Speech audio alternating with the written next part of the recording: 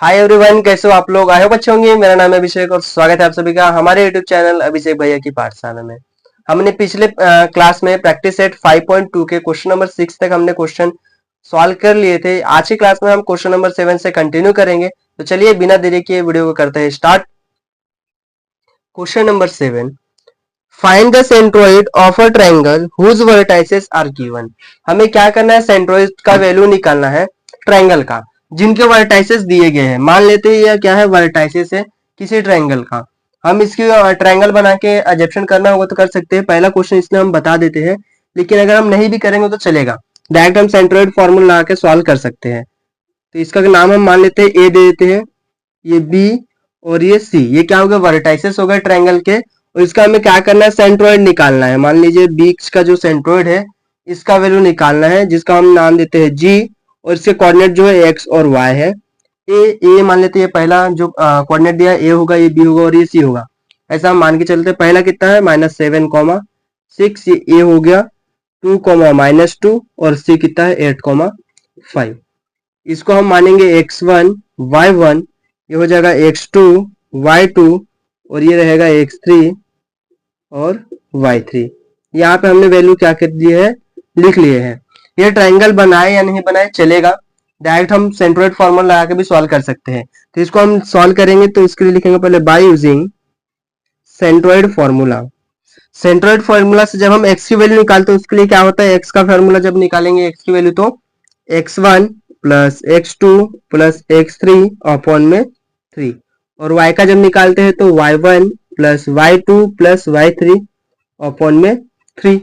अब x1 x2 x3, x1 की value कितनी है -7, तो हो जाएगा -7 प्लस x2 कितना है 2, तो यहाँ 2 हो गया प्लस x3 कितना है हमारे पास 8, तो ये हो गया 8 और अपॉन में 3 जैसे का वैसा। ये x इज इक्वल टू हो गया। जब y करेंगे तो y is equal to y1 कितना देकर रखा है हमें, y1 दिया है 6, क्या हो जाएगा 6 प्लस साइन जैसे का वैसा। और y2 कितना देकर रखा है हमें -2, तो यहाँ हो जाएगा -2 ये प्लस x3 y3 हमें कितना देकर रखा है, y3 की वैल्यू 5, यहाँ 5 होगा और अपॉन में हो जाएगा 3। अब जो प्लस उसको हम प्लस कर लेंगे तो यहाँ हो जाएगा -7, ये दोनों को प्लस करेंगे तो प्लस हो जाएगा 10 और अपॉन में हो जाएगा 3। और इसको करेंगे तो y is equal to 6 plus 5 करेंगे तो कितना हो जाएगा हमारा 11 और ये प्लस माइनस का हो जाएगा -2 और अपॉन में 3। नेक्स्ट स्टेप में जब करेंगे तो 10 में से 7 माइनस हो जाएगा तो कितना बचेगा 3 और अपॉन में 3 बच गया। और यहाँ पे y इज इक्वल टू क्या हो जाएगा, 11 में से 2 गया कितना हो गया 9 और अपॉन में 3। तो इसको फाइनली सॉल्व करेंगे तो 3 के टेबल में 9 कितना होगा तो 3, तो y की वैल्यू मिल जाएगी 3।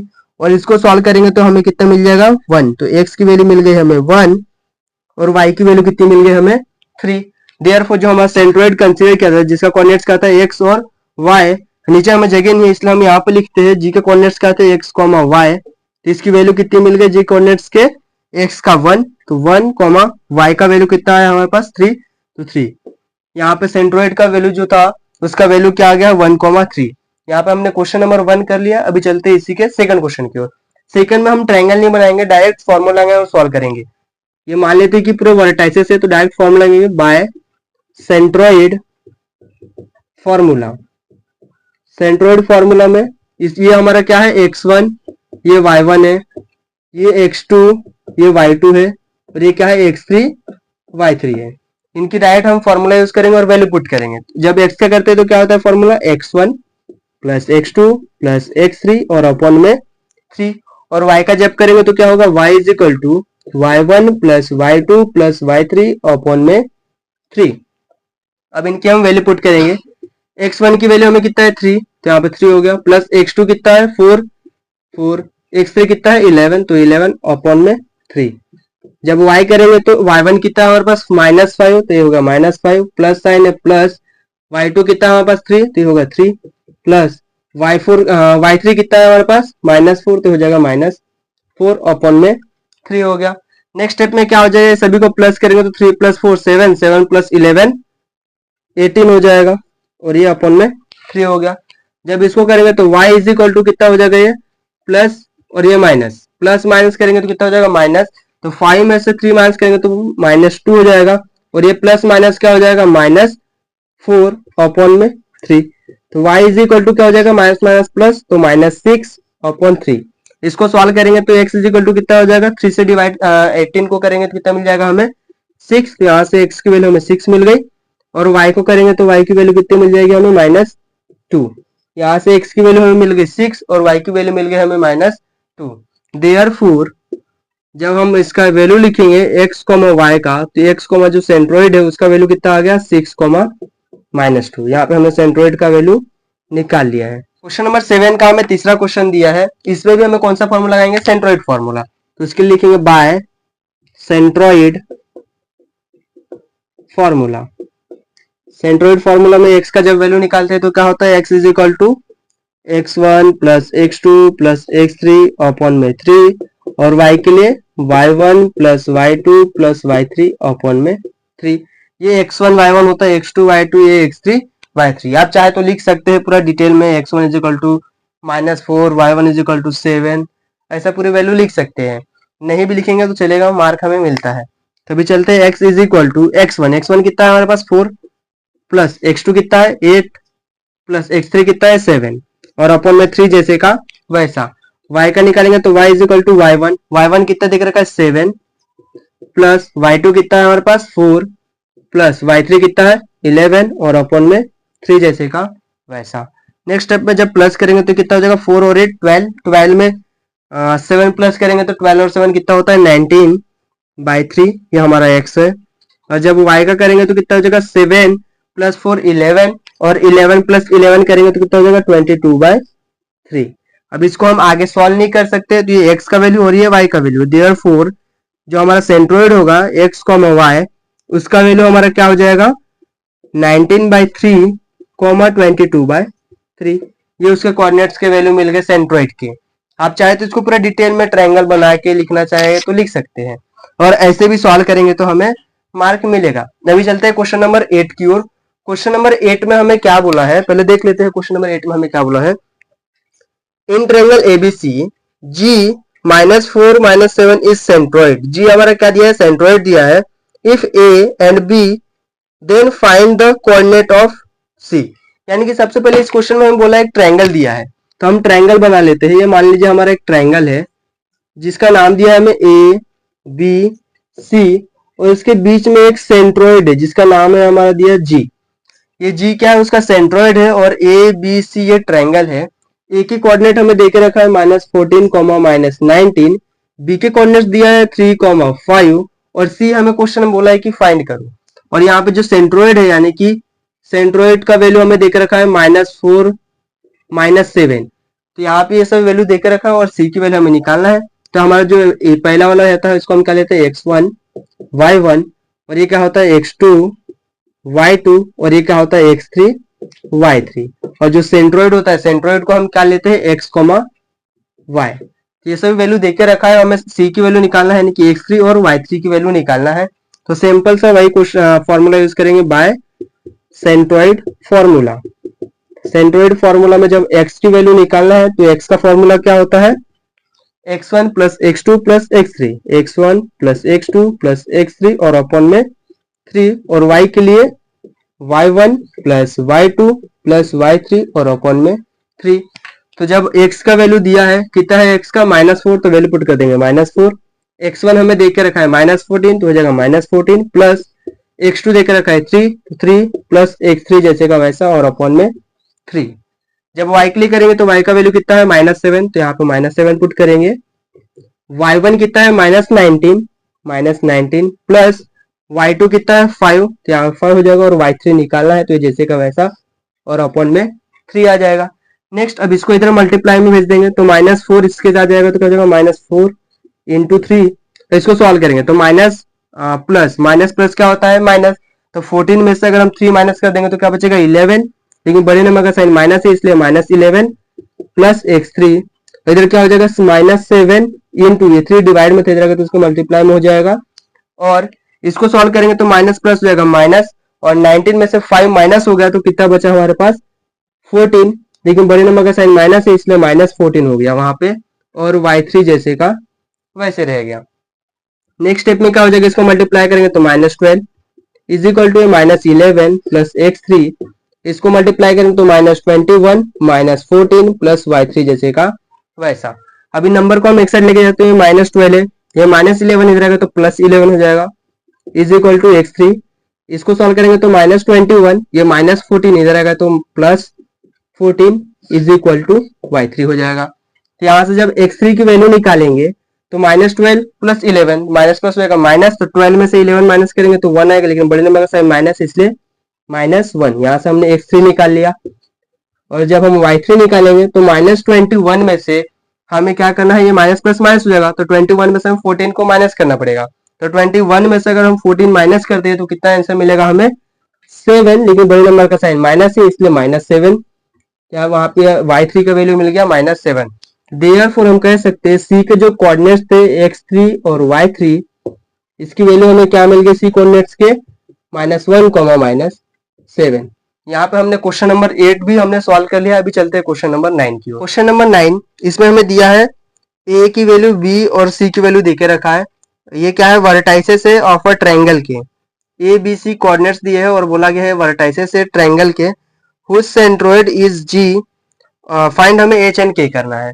इस क्वेश्चन में हमें क्या बोला है कि एक ट्रायंगल है, हम एक ट्रायंगल बना लेते हैं। मान लीजिए हमारा एक ट्रायंगल है ए बी और ये है सी, और बीच में उसका जो है सेंट्रोइड है जिसका नाम हमें देकर रखा है जी, और उसकी वैल्यू दिया है 1,5। ये उसका सेंट्रोइड है। ए की वैल्यू दिया है h, -6, बी देकर रखा है 2,3 और सी की वैल्यू देकर रखा है -6,3।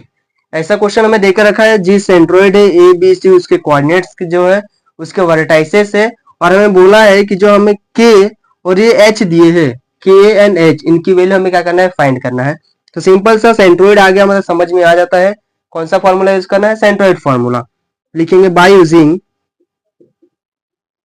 Centroid formula. Centroid formula, centroid formula में क्या होता है, जब x की वैल्यू निकालते हैं तो x1 + x2 + x3 डिवाइड में 3, और जब y निकालेंगे तो y1 + y2 + y3 डिवाइड में 3। तो x जैसे का वैसे रहने देते हैं, नहीं सॉरी, x की वैल्यू हमें दिया है, ये जो वैल्यू रहती है क्या होता है, x और y का होता है, इसको x1 y1 कहते हैं। ये जो वैल्यू होती है ये क्या होता है, x2 और y2 होता है, और ये क्या होता है, x3 और y3। यहाँ पे सभी की वैल्यू देके रखा है, हमें फाइंड क्या करना है, बस h और k। तो x की वैल्यू हमें देके रखा है, x कितना देके रखा है, यहाँ पे x है, x का वैल्यू 1 है, तो यहाँ 1 हो गया। x1 कितना है, h, प्लस x2 कितना है हमारे पास 2, प्लस x3 हमारे पास कितना है, -6, तो हो जाएगा -6, और अपन में 3 जैसे का वैसा। जब y के लिए करेंगे तो y की वैल्यू कितना है, 5, तो यहाँ 5 इज इक्वल टू y1 कितना है, -6 प्लस y2 ये इधर y2 हमारा 3 है, प्लस y3 कितना देके रखा है, k, और अपॉन में है 3। यहाँ पे इतनी वैल्यू देके रखी है और kh की वैल्यू निकालना है। चलिए हम करते हैं, ये डिवाइड में इतने जाएगा तो क्या हो जाएगा, मल्टीप्लाई हो जाएगा, तो 1 × 3 करेंगे तो कितना मिल जाएगा हमें, 3 इज इक्वल टू h, और ये प्लस और ये माइनस, प्लस माइनस करेंगे तो क्या हो जाएगा, माइनस हो जाएगा। तो 4 में सॉरी 2 प्लस माइनस, चाहे इसको सॉल्व कर लेते हैं, पहले 2 लिख लेते हैं जैसे को वैसा, और ये प्लस माइनस हो जाएगा -6 और अपन में 3, और इधर 5 और ये 3 मल्टीप्लाई हो जाएगा, डिवाइड में जो इधर जिसको मल्टीप्लाई हो जाएगा तो 5 × 3 करेंगे तो हो जाएगा 15 इज इक्वल टू, ये -6 है प्लस 3 है, तो माइनस प्लस क्या होता है हमारा माइनस, तो 6 में से 3 माइनस करेंगे तो 3 होगा, लेकिन बड़े नंबर का साइन माइनस है इसलिए -3 प्लस के हो जाएगा। अब इसको हम सॉल्व करते तो क्या हो जाएगा, यहाँ पे 3 नहीं आएगा, नीचे में 3 हमारा जो है इधर हमने मल्टीप्लाई कर दिया था 1 के साथ, तो बस इतना ही आएगा। यहाँ पे मिस्टेक हो गई थी, पेपर में आपसे मिस्टेक ऐसी नहीं होनी चाहिए। चलते हैं हम आगे, इसको सॉल्व करते हैं। तो जब इसको सॉल्व करेंगे तो 3 इज इक्वल टू क्या हो जाएगा, h, और ये प्लस है और ये माइनस है, तो प्लस माइनस क्या हो जाएगा हमारा माइनस, लेकिन बड़े नंबर का साइन क्या है, माइनस है, तो 6 में से 2 माइनस करेंगे तो कितना आएगा 4, लेकिन बड़े नंबर का साइन माइनस है इसलिए -4 हो जाएगा। और इधर जो है हमारा क्या है 15, ये -3 इधर आएगा तो क्या हो जाएगा, +3 हो जाएगा। तो 15 + 3 इज इक्वल टू ये हो गया k, और यहाँ पे हमें h की वैल्यू निकालना है, तो h के लिए हम वही करेंगे, 3, ये -4 इधर आएगा तो +4 हो जाएगा इज इक्वल टू h। तो finally h is equal to 3 + 4 करेंगे तो कितना हो जाएगा 7। यहाँ से हमें h की वैल्यू 7 मिल गई, और यहाँ पे हमें k को प्लस करेंगे, k की वैल्यू निकालना है, तो 15 + 3 करेंगे तो कितना हो जाएगा 18। यहाँ से हमें k की वैल्यू मिल गई, हम कहेंगे h is equal to 7 and k is equal to कितना मिल गया हमें 18। यही हमें वैल्यूज निकालना था h एंड k का, हमने h एंड k का वैल्यू निकाल लिया है। ये हमारा क्वेश्चन नंबर 9 था। अभी चलते हैं नेक्स्ट क्वेश्चन की ओर।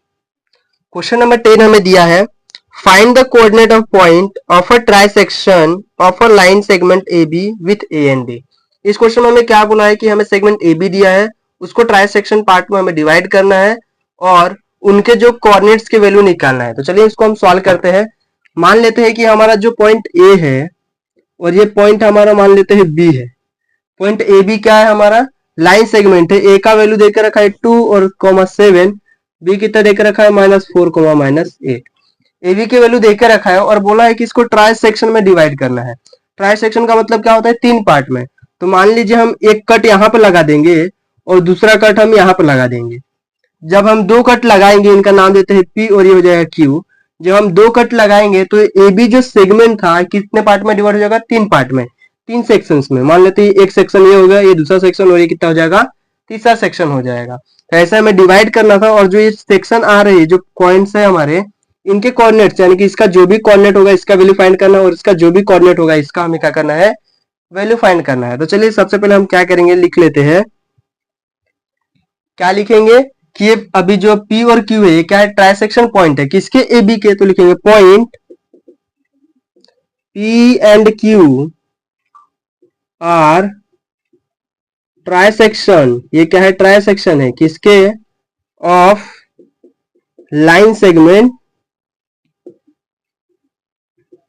ए बी लाइन सेगमेंट की क्या है ये ट्राइसेक्शन है।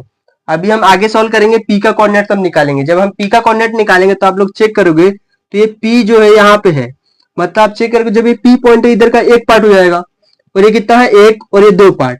तो हम कह सकते हैं जब P पॉइंट का वैल्यू निकालेंगे तो P क्या कर रहा है किस रेशो में डिवाइड हो रहा है, इधर का पार्ट 1 है तो हम कहेंगे 1 और 2, इधर के पार्ट कितने 1 और 2, तो 1:2 के फॉर्म में डिवाइड हो रहा है हम कह सकते हैं। तो 1:2 के फॉर्म में लिख देंगे कि डिवाइड हो। और इस 2 का वैल्यू किसका होता है m/n का वैल्यू होता है।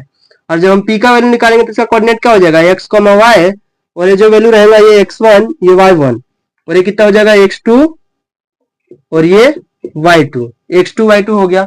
सिंपल सा आप लिखेंगे क्या point p is point p जो है point p is divide the segment A B into 1:2 ratio. इस रेशो में क्या कर रहा है वो डिवाइड कर रहा है। और जब रेशो आ जाता है तो कौन सा फॉर्मूला लगाते हैं सेक्शन फॉर्मूला। तो यहाँ पे लिखेंगे हम bye section formula, by section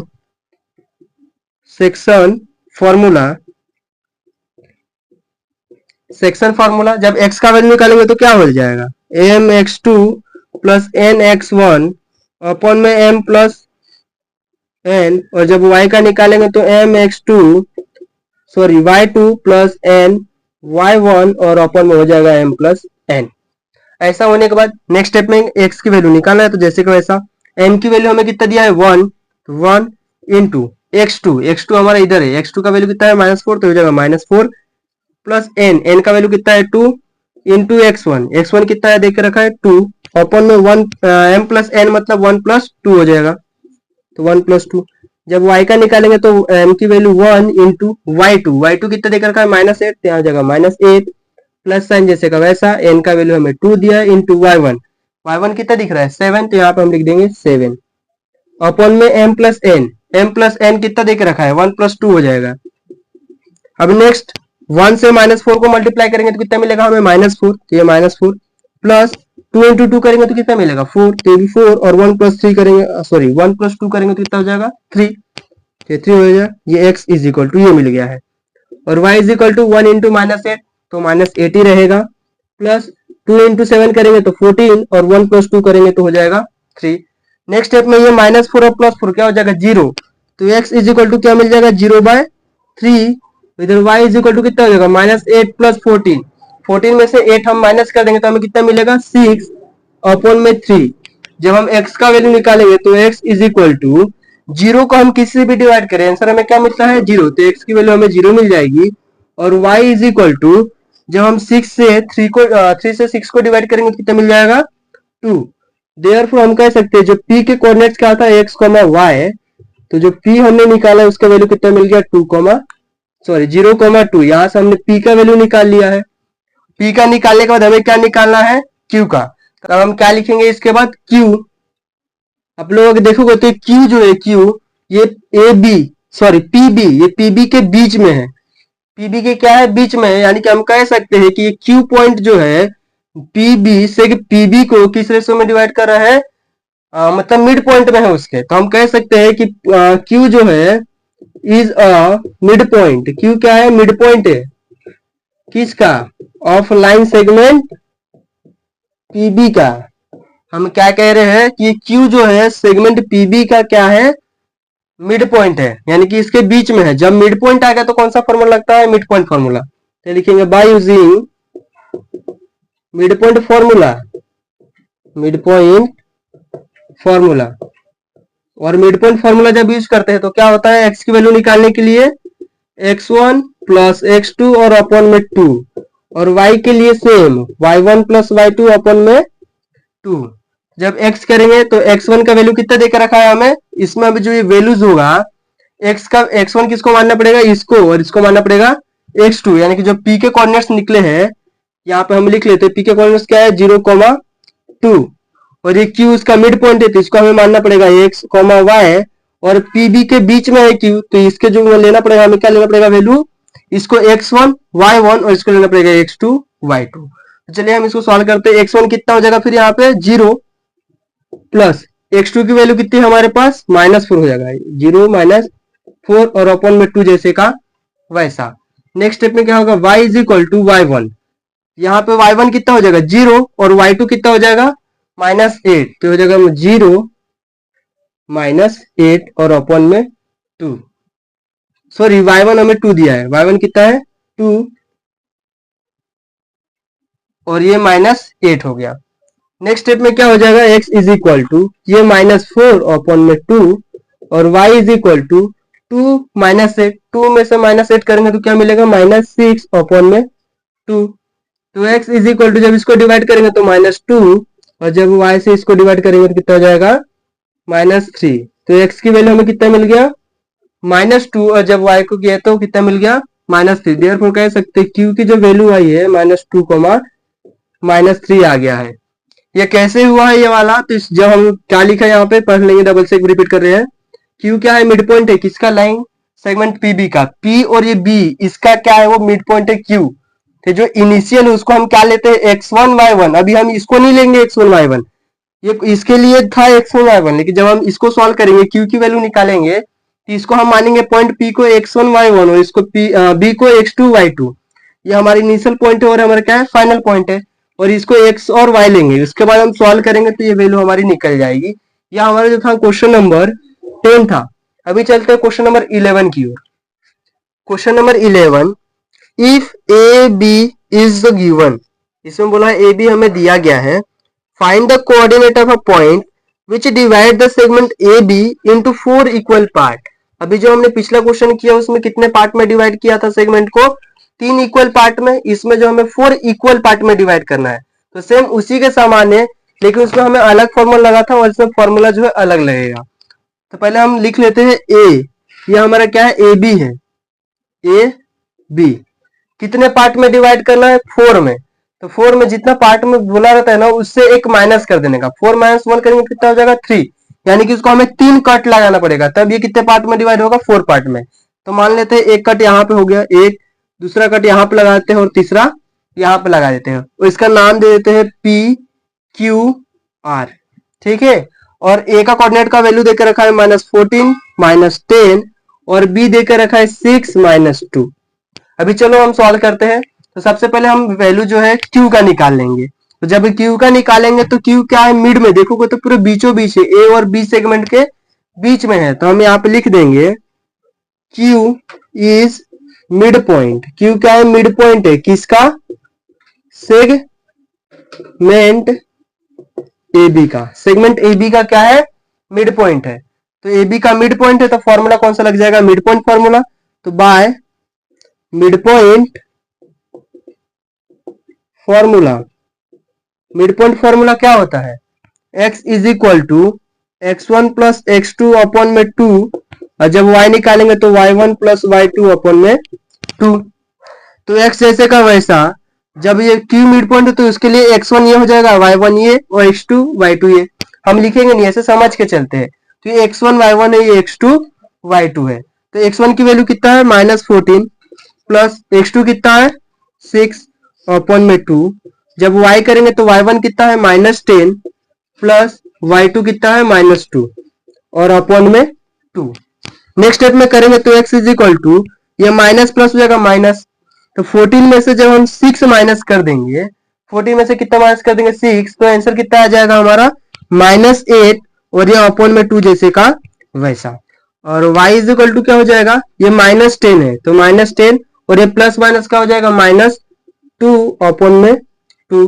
तो इसको डिवाइड जब करेंगे तो कितना हो जाएगा, 2 से 8 को डिवाइड करेंगे तो -4 हो जाएगा, और y के लिए करेंगे तो कितना हो जाएगा माइनस माइनस प्लस, लेकिन -12 अपॉन में 2। और नेक्स्ट स्टेप में करेंगे तो ये तो x की वैल्यू हमने निकाल लिया है, तो इसको जब y का करेंगे तो कितना हो जाएगा -6। तो x की वैल्यू कितनी मिल गई यहाँ से -6, और सॉरी x की वैल्यू मिल गई -4 और y की मिल गई -6। देयरफॉर ये वैल्यू जो है किसके लिए निकाले हमने, q के लिए। तो कह सकते हैं q का जो वैल्यू आया है कितना आ गया है -4 -6। ये q का पॉइंट निकाल लिया हमने, तो यहाँ पे हम लिख देते हैं -4 -6। ये किसका वैल्यू निकाले हमने, q का। अभी q का निकालने के बाद अभी आगे देखेंगे तो ये पॉइंट p जो है ये मिड पॉइंट में है, यानी कि मिड में है किसके, ए q के। तो हम इसके बाद लिख सकते हैं, नेक्स्ट हम यहां से सॉल्व करेंगे, कौन सी के लिए सॉल्व करेंगे, p के लिए। तो p क्या है, p is mid point. p क्या है हमारा, मिड पॉइंट है ऑफ सेगमेंट, हम सेग लिखते हैं बस, किससे सेग का, ए क्यू का। ए क्यू का क्या है वो मिड पॉइंट है। जब ए क्यू का मिड पॉइंट है, ये इतना चाहे तो आप ऐसे ड्रॉ कर सकते हैं, ये हो गया ए और ये हो जाएगा क्यू, और बीच में कौन सा पॉइंट है हमारा, पी पॉइंट है। ए का वैल्यू क्या है यहाँ पे -14 -10, और अभी हमने क्यू का निकाला, क्यू कितना है -4 -6, और इसका हम एक्स और वाई ले लेते हैं। तो एक्स वाई की वैल्यू निकालना है, तो हम इसके लिए फिर से मिड पॉइंट फॉर्मूला यूज करेंगे। तो फिर से bye mid point formula, mid point formula फिर से यूज करेंगे। तो जब x का निकालेंगे तो क्या करेंगे, x1 प्लस x2 अपॉन में 2, और जब y का निकालेंगे तो y1 प्लस y2 अपॉन में 2 करेंगे। तो इधर आ जाएगा x is equal to, x1 का वैल्यू कितना है -14 और y1 सॉरी x2 का वैल्यू कितना है -4 और अपॉन में 2 जैसे कैसा। y is equal to, y1 कितना है -10 प्लस y2 कितना है -6 अपॉन में 2। अब नेक्स्ट स्टेप में क्या हो जाएगा, x इज इक्वल टू, ये -14 को जैसे का वैसे रन देते हैं फिलहाल के लिए, और ये प्लस माइनस क्या हो जाएगा माइनस, और 4 जैसे का वैसा अपॉन में 2, और y का सॉल्व करेंगे तो -10 जैसे का वैसा प्लस माइनस हो जाएगा -6 अपॉन में 2। जब इसको करेंगे तो x इज इक्वल टू, ये माइनस माइनस हो जाएगा प्लस, तो -18 हो जाएगा अपॉन में 2, और y is equal to minus minus हो जाएगा प्लस, तो -16 अपॉन में 2 हो जाएगा। तो नेक्स्ट स्टेप में x इज इक्वल टू 18 को जब 2 से डिवाइड करेंगे तो -9 हो जाएगा, और y इज इक्वल टू जब 16 को डिवाइड करेंगे तो -8 हो जाएगा। तो x की वैल्यू मिल गई -9 और y का वैल्यू मिल गया -8। तो देयरफॉर कह सकते हैं किसका वैल्यू निकाल रहे थे हम, p का। तो p का वैल्यू कितना मिल गया हमें -9 -8। ये हमने p का कोऑर्डिनेट निकाल लिया, यहाँ से हमने p का कोऑर्डिनेट निकाल लिया। p निकल गया, q निकल गया, बचा क्या है r का। तो r के लिए लिखेंगे r is the mid point. r क्या है, मिड पॉइंट है किसका। अगर आप इसको देखोगे तो r जो है किसके बीच में दिख रहा है, q और b के। तो हम कह सकते हैं r जो है मिड पॉइंट है किसका, सेग QB का। तो लिख देंगे सेग QB का, और यहाँ पे हम लाइन ड्रॉ कर लेंगे, ये हमारा Q और ये है B, और बीच में पॉइंट है हमारा R। Q के पॉइंट हमारे क्या है -4 -6, यहाँ -4 -6, और B के पॉइंट क्या है हमारा 6 -2। तो यहाँ पे B का वैल्यू हो जाएगा 6 -2, और R हमें निकालना है। तो चलिए फिर से हम यूज करेंगे कौन सा फॉर्मूला, मिड पॉइंट फॉर्मूला। चलिए पहले लाइन हम ड्रॉ कर लेते हैं। तो यहाँ आप लिखेंगे by mid point formula. Mid point formula, mid point formula क्या होगा, जब x की वैल्यू निकालेंगे तो x is equal to x1 plus x2 upon में 2, और जब y का तो y1 प्लस y2 अपॉन में 2। अब यहां से x1 की वैल्यू हमारी ये हो जाएगी, x1 x2 ये हो जाएगा, y2 ये हो जाएगा और y1 ये हो जाएगा। तो x1 प्लस x2 करना है, यानी कि -4 प्लस x2 कितना है 6, तो यहाँ 6 अपॉन में 2। जब y के लिए करेंगे तो y1 कितना है -6, तो y1 -6 प्लस y2 कितना है -2, तो यहाँ पे लिख लेंगे हम -2 और अपॉन में 2 जैसे का वैसा, ये इक्वल का साइन अच्छे से दे देते हैं। अब x इज इक्वल टू ये माइनस और ये प्लस, माइनस प्लस क्या होता है माइनस, तो 4 में से 6 यानी कि 6 में से माइनस करते हैं 4 को, तो 6 में से 4 गया तो कितना बचेगा 2 और अपॉन में 2। यहाँ पे क्या, तो y इज इक्वल टू ये -6 और ये प्लस और ये वाला माइनस, प्लस माइनस हो जाएगा -2 अपॉन में 2। यहाँ से सॉल्व करेंगे तो x की वैल्यू मिल जाएगी 1, 2 से 2 को डिवाइड करेंगे तो कितना आ जाएगा 1, और इसके लिए करेंगे तो y इज इक्वल टू ये माइनस और माइनस माइनस का हो जाएगा प्लस, लेकिन साइन माइनस का रहेगा, 6 प्लस 2 करेंगे कितना हो जाएगा 8 और अपॉन में 2, और यहाँ पे x की वैल्यू हम मिल गए हैं तो यहाँ पे y इज इक्वल टू कितना हो जाएगा -4। y की वैल्यू हमने कितना निकाल लिया -4। देयरफॉर कह सकते हैं r के जो कोऑर्डिनेट्स है, r के कोऑर्डिनेट्स क्या मिल गया 1, -4, और लास्ट में लिख देंगे देयरफॉर p का वैल्यू कितना था, p का जो हमने कोऑर्डिनेट निकाला p पॉइंट का हमने जब कोऑर्डिनेट निकाला तो p का क्या है -9,8, लिख देंगे -9,8। q निकाला तो q के कोऑर्डिनेट्स क्या है हमारे -4,6, तो यहाँ लिख देंगे -4,6, और जब r निकाला तो क्या मिल गया 1,-4। यहाँ पे हमने तीनों जो कोऑर्डिनेट्स थे जब हमने डिवाइड किया इसको 4 पार्ट में, तो तीनों के कोऑर्डिनेट्स की वैल्यू हमने लिख लिया है। यहाँ पे हमारा क्वेश्चन नंबर 11 जो है एंड हो गया है। अभी हमारा नेक्स्ट है क्वेश्चन नंबर 12। चलिए क्वेश्चन नंबर 12 को हम सॉल्व करते हैं। क्वेश्चन नंबर 12 हमें दिया है if A B are given, हमें ए बी दिया है, find the coordinate of a point which divide the segment A B into 5 congruent part. ये भी हमारा क्वेश्चन नंबर 11 के समान ही है, लेकिन इसमें हमें क्वेश्चन में क्या बोला था 4 पार्ट में डिवाइड करना था, इसमें 5 पार्ट में डिवाइड करना है। तो सबसे पहले हम क्या कंसीडर कर लेते हैं कि हमारा सेग ए बी है, ये सेग हमारा क्या है ए बी है, और इसको कितने पार्ट में डिवाइड करना है 5 इक्वल पार्ट में। 5 इक्वल पार्ट में जब डिवाइड करना है तो जितने पार्ट में डिवाइड करना है तो उसमें से एक हमें क्या करना है माइनस करना है, तो यानी कि एक माइनस कर देंगे तो कितना हो जाएगा 4, तो यहाँ पे हमें 4 कट लगाने पड़ेंगे 1 2 3 और ये 4, इनका नाम दे देंगे, ये हो जाएगा P Q R और ये हो जाएगा S। ए के जो भी वैल्यू दिया है पुट करते हैं 20,10 और बी कितना दिया है हमें 0,20। अभी यहाँ पे अगर आप देखोगे तो Q जो है किस रेशो में डिवाइड कर रहा है ए बी को, ए बी सेग जो है ये Q किस रेशो में डिवाइड कर रहा है, ये 1:2 यानी कि 2:2। ये कितने पार्ट है 1 2 और ये 3 यानी कि 2:3, यानी कि m:n की वैल्यू जो है कितनी हो जाएगी 2:3। तो हम कह सकते हैं point Q divide the segment A B into 2:3 ratio. A B को किस रेशो में डिवाइड कर रहा है 2:3 के रेशो में। देयरफॉर हम कौन सा फॉर्मूला लगाएंगे सेक्शन फॉर्मूला, रेशो आ गया मतलब सेक्शन फॉर्मूला, तो bye section formula, by section formula, section formula जब यूज करते हैं तो जब x की वैल्यू निकालना है तो क्या होता है formula mx2 plus nx1 upon में m प्लस n, और जब y का निकालना है तो my2 प्लस ny1 और अपन में m प्लस n। अब हम वैल्यू पुट करते हैं तो x is equal to m की वैल्यू कितना है 2 इंटू x2 कितना देकर रखा है हमें, ये हो जाएगा x1 y1, ये है x2 y2, तो x2 हमें कितना दिया है 0, तो 0 हो जाएगा, प्लस n की वैल्यू हमें कितना देकर रखा है 3 इंटू x1 कितना है 20 और अपन में m प्लस n यानी कि 2 प्लस 3 हो जाएगा 2 प्लस 3, और y is equal to m की वैल्यू कितना है 2, तो 2 इंटू y2 कितना है 20 प्लस 3 इंटू y1 कितना है हमारे पास 10, और अपॉन में कितना आ जाएगा m प्लस n यानी कि 2 प्लस 3 हो जाएगा। नेक्स्ट स्टेप में जब ये करेंगे 2 इंटू 0 तो 0 हो जाएगा, और 3 इंटू 20 करेंगे तो कितना हो जाएगा 60 और अपॉन में हो जाएगा 5, ये x हो गया, और y का करेंगे तो 2 इंटू 20 40 प्लस 3 इंटू 10 30 और अपॉन में हो जाएगा 5। इसके बाद नेक्स्ट जब इसको हम डिवाइड करेंगे तो x के तो ये कितना हो जाएगा 12 हो जाएगा, और y को जब डिवाइड करेंगे तो इसको प्लस करेंगे तो 70 अपॉन 5, तो finally y is equal to कितना आ जाएगा यहाँ पे y को डिवाइड 70 को जब 5 से डिवाइड करेंगे तो कितना आ जाएगा, 14 आ जाएगा। यानी कि x की वैल्यू कितना मिल गया 12 और y की वैल्यू कितनी मिल गई हमें 14 मिल गया। देयरफॉर ये जो वैल्यू था किसका निकाला था हम q का, तो q का जो कोऑर्डिनेट्स आ जाएगा क्या आ जाएगा 12, 14। यहाँ से हमने q निकाल लिया। अब हम क्या कह सकते हैं, पॉइंट p जो है किसके बीच में है, a और q के, तो कह सकते हैं पॉइंट p क्या है, मिड पॉइंट है किसका, a q का।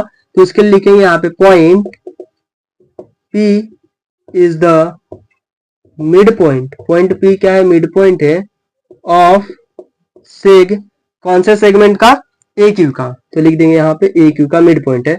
और यहाँ पे डायग्राम हम ड्रॉ कर लेंगे, ये हमारा ए है और ये क्यू है और बीच में क्या है, पी है। ए का वैल्यू कितना है 20,10, तो यहाँ पे 20,10 लिख देंगे। और अभी हमने क्यू निकाला, क्यू कितना निकला हमारा 12,14, तो यहाँ लिख देंगे 12,14। यहाँ पे हम एक लाइन ड्रॉ कर लेते हैं। इसके बाद हम क्या लिखेंगे, मिड पॉइंट फॉर्मूला। तो by mid point formula, bye mid point formula, mid point formula जब यूज करते हैं तो x की वैल्यू निकालने के लिए क्या होता है, x1 प्लस x2 अपॉन में 2, और y के लिए y1 प्लस y2 अपॉन में 2। जब x1 कितना है हमें 20 प्लस x2 कितना है 12 और अपॉन में 2, y is equal to y1 कितना है हमें 10 और y2 कितना देकर रखा 40 अपॉन में 2। इन दोनों को हम क्या करेंगे, ऐड करेंगे तो कितना हो जाएगा 32/2 और y इज इक्वल टू कितना हो जाएगा 24/2। ये x का था, तो x इज इक्वल टू इसको जब डिवाइड करेंगे 2 से तो कितना वैल्यू आ जाएगा हमें 16 मिल जाएगा और y का कितना हो जाएगा हमें 12। जब इसको सॉल्व किया तो किसके लिए सॉल्व किया हमने, पॉइंट p के लिए। देयरफॉर p के जो कोऑर्डिनेट्स हो जाएंगे कितने हो जाएंगे 16,12, 16, कितना मिल गया हमें 12, ये p के कोऑर्डिनेट्स मिल गए।